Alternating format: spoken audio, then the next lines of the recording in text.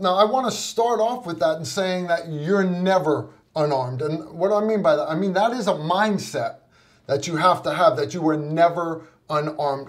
You are always armed with something.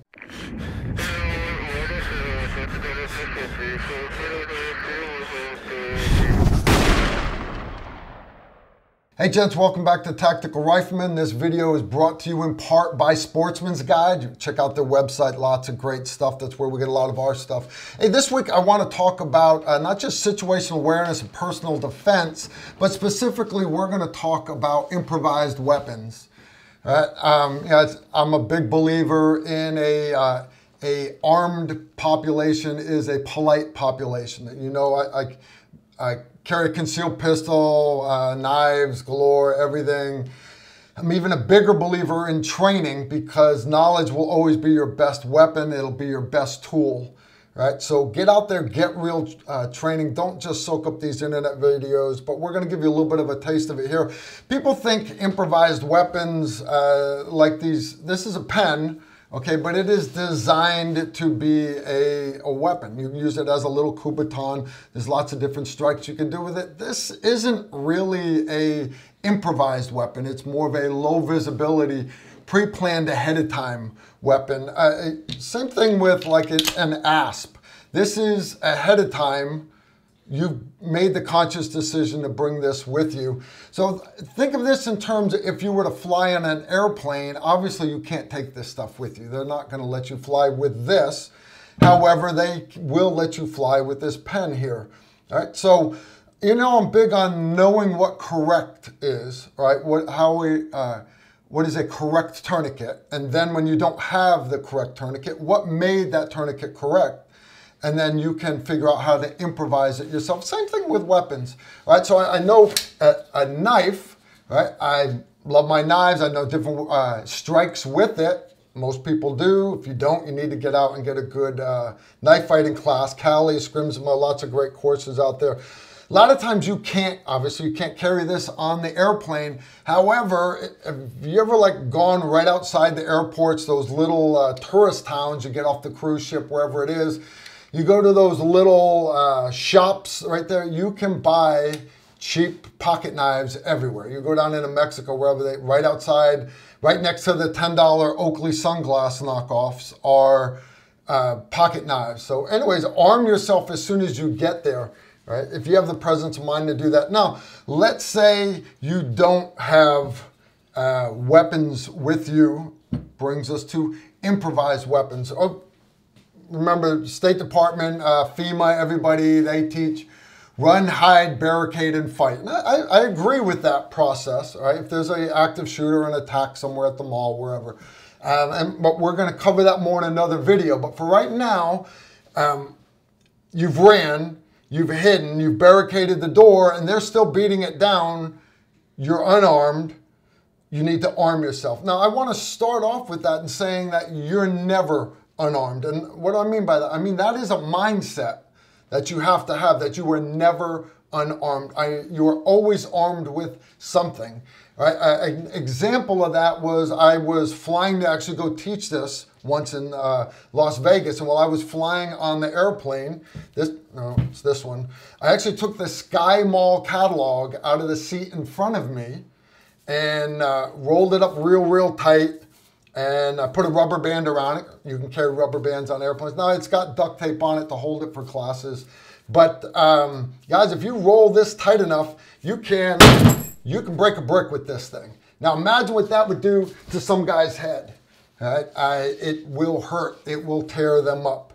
Right? So, and again, that is just simply rolling up the Sky Mall catalog of the seat in front of me. Same ride, had a little old lady there. She had her little laptop. She's watching Netflix or whatever. She popped out that DVD tray. Don't know why.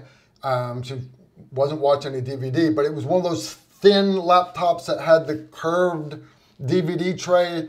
And as I looked at it, I was like, that's the perfect training aid for my class, because you could snap off that DVD tray, and now it's a hooked sickle knife that you could hook guys' throats with. I mean, and then again, that's nothing more than using the DVD tray out of out of a laptop. Little lady sitting next to me. Something as simple as a magic marker. Now, that's about as inconspicuous as you can get. Guys, this is a Sharpie magic marker. Writes fine. All right. Use them on the range all the time. Now, just with this, strikes to the temple. All right. You can get good strikes, hammer strikes with this. Now, let's say you're in the hotel overseas and there are riots going on, anti-American riots. While you're sitting there, instead of sucking your thumb, start planning. All right. Improvised weapons. Now you can go into more expedient weapons. One of our other instructors, Chad Mormon, took one of these and he opened it up. He pulled the felt insert out. He ran a 10-penny nail down from the inside, and then he filled the whole handle up with JB Weld. When that epoxy hardened, brother, he sharpened it up on the concrete floor in the hotel room. It was a rough hotel, I guess. Tell me that thing, that sharpened 10-penny nail, tell me what that would do to the side of a guy's temple, or basically anywhere else that you struck that guy. Now, use what you have. Now, I want weapons that I can strike with, that I can have distance with, so I can get a little bit of ways. Now, people, the old Charles Bronson movie where he took the sock with the roll of quarters in it, same type concept, right?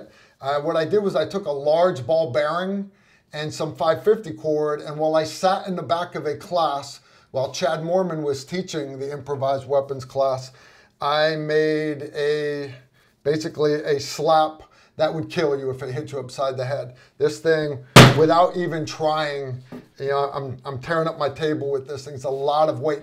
Well, you don't have a ball bearing. Who goes around ball bearings, guys? You can pick up a rock on the side of the road. You can take a big nut laying in the ditch on the side of the road. Bolts, whatever. And 550 cord, string, shoelaces, anything. And what is this? This is nothing more than a roll of quarters in a sock taken to the next level. Right? As far as going for things on airplanes, you could take that a step further. Right? Can you fly with padlocks on an airplane? Yes, you can. You can fly with padlocks. Put about 12 inches of chain. How long does the chain need to be? So that if you're holding one padlock, you don't want the other padlock to be able to come back and hit you in the head. So I want about that much chain. Right? 2 padlocks. Put them in your carry-on bag. I use these for chaining up my bike where I'm going. I ride a bike a lot. My point is, it's legal for you to have. You've had the forethought. You spin that thing around, you crack a guy upside the head with this sharp padlock at the other end of a chain, you're going to wear that guy out. Now, in a lot of the movies, guys will talk about keys. You'll see them talking about how you run keys up between your knuckles and you can punch a guy with keys. I'm here to tell you, you're going to break your fingers. You do that. No, don't do it. If that's all you have are keys, hold it solid so that you have the point right there, and you can hook knife somebody. Now, are you going to cut deep and like get his femoral artery and brachial artery and jugulars? No, you're not. But what you're doing is you're slicing him. You're trying to make space, and it induces pain, and pain is going to get this guy to leave you alone. All right? So anyway, that's my take on it.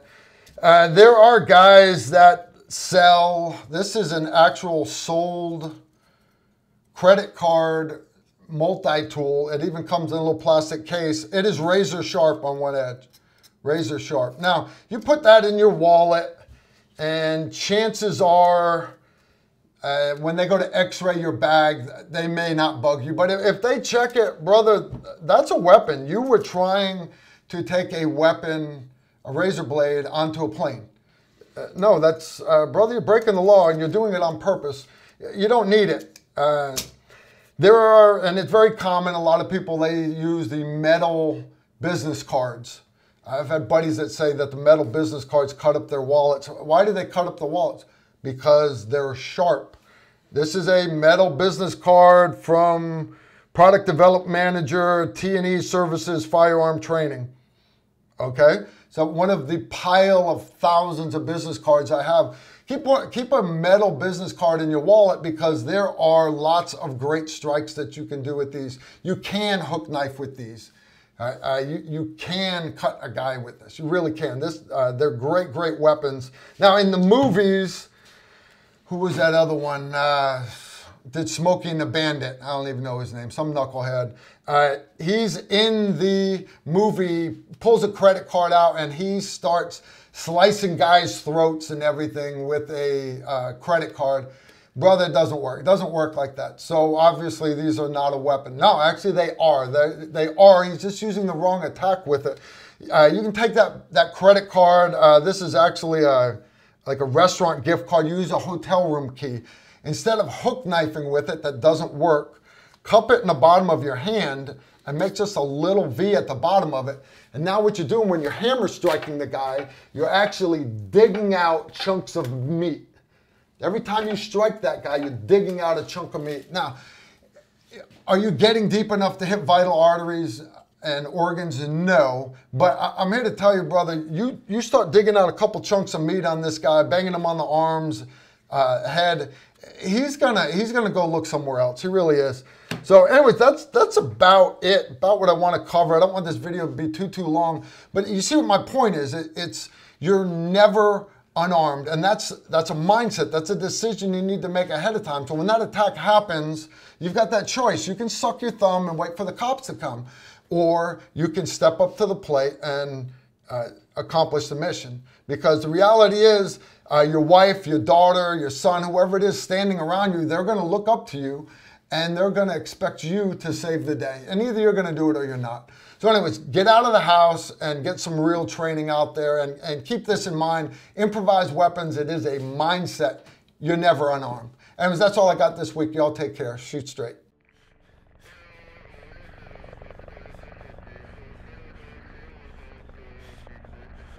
If you like this video, make sure to like, comment, and subscribe. Also, make sure you follow us on Facebook, Instagram, and Twitter so you don't miss out on anything.